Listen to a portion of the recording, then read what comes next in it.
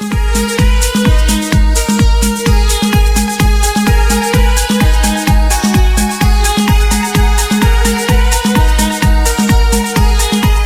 មស្វាគមន៍និងស្ដាប់ដំរុយឆ្នោតខ្មែរប្រចាំថ្ងៃ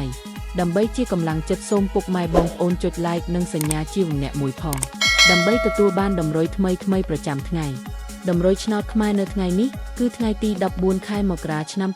2025ដើម្បីកុំឲ្យខាតពេលយូរសូមស្ដាប់ដំរុយឆ្នោតពីadminមានលេខ5531413131 CD